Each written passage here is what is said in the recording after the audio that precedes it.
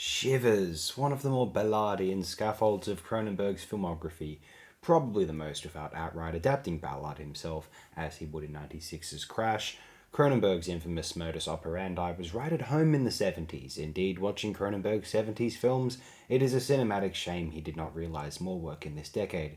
His priorities seemed to suit the setting, film grain, and cultural secretion of the 70s, at least compared with the polish and spectacle which glazes his 80s works by comparison, though only by comparison.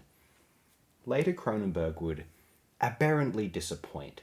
I personally felt as though Dangerous Method was just embarrassing, and Maps of the Stars is the most unwitting celebrity culture controlled opposition from a director who should know better, really, though I admired quite Cosmopolis and the Crimes of the Future film. I still am yet to see it. I avoided it at the time, as I do a great many new hyped releases, so that any smug normies who asked me my opinion couldn't engage me in a discussion on it. Oh, well, I thought this. What do you have to say about that then, Mr. Filmmaker? I say your parents thought you were more amazing and gifted than you really are.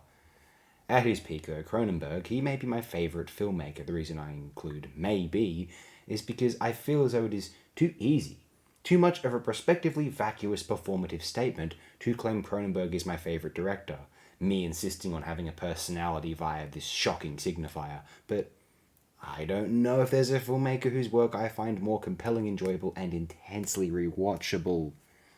I may be quite willing to call Shivers a masterpiece.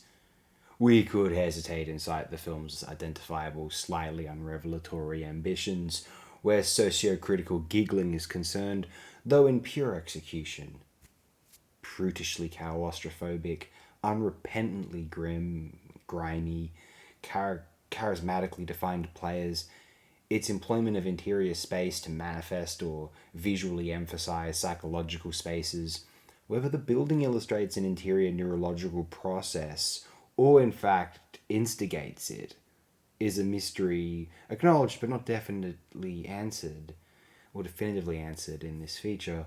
Shivers could be subject to some series of reappraisals from the trendy film publications, AV Club, IndieWire, Clickbait, YouTube, Careerist Vermin, and Twitter locusts, I guess, declaring it a masterpiece, and no one would question it, because the case is so powerfully made by the film itself, and it is easy to make a coherent connection in one's mind between the experience of Cronenberg's Shivers and the expectations one has of a film in order for it to be considered an impactful masterpiece.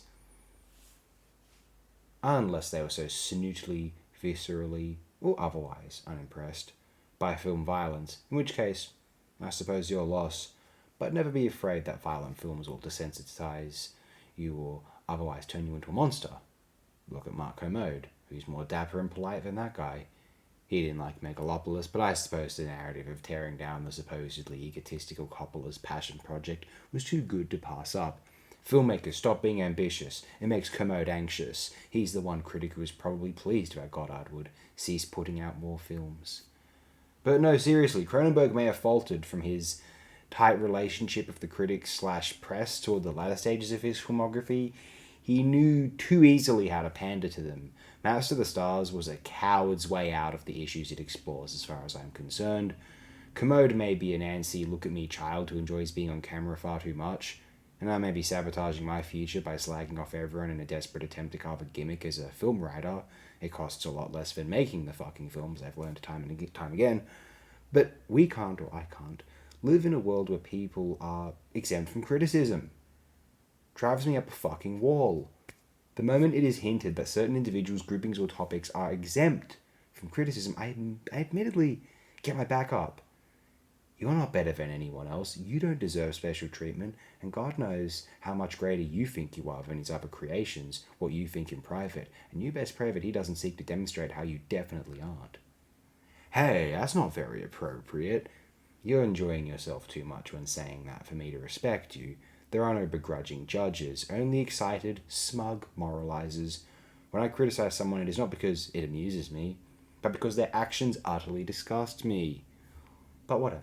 Anyone who lives in luxury that can't accept any criticism or want to halt certain individuals' futures because of their petty narcissistic insensitivity, that's your prerogative. Never forget, Your worm is your only emperor for diet. We fat all creatures else to fat us, and we fat ourselves for maggots. Your fat king and your lean beggar is but variable service. 2 dishes, but to 1 table. That's the end. A man may fish with the worm that have eat of a king, and eat of the fish that have fed of that worm. A king may go a progress through the guts of a beggar. Now to quote an author who Cronenberg also adapted to the screen, along with Ballard. Now, some of you may encounter the devil's bargain if you get that far. Any old soul is worth saving, at least to a priest, but not every soul is worth buying, so you can take the offer as a compliment.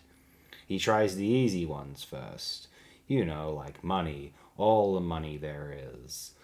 But who wants to be the richest guy in some cemetery? Money won't buy. Not much left to spend it on, eh, Gramps? Getting too old to cut the mustard. But not too old for the junk. Anyone who has a problem with AOD that doesn't comment about it on AOD is a contemptible coward. To quote another very brilliant polemicist in the English language, fuck that. When I'm in a renovative state of mind, I'm innovative. Never been afraid of rocking a microphone, I'm prone to be eliminating. Cling when I sing a song of sixpence if it makes sense, and sing along. Cling along to my nuts, if you got guts, then bring it on. Bring it on, motherfucker, bring it on. Bring it on, motherfucker, bring it on. Pharaoh Monch in Organized Confusion, 1994 AD.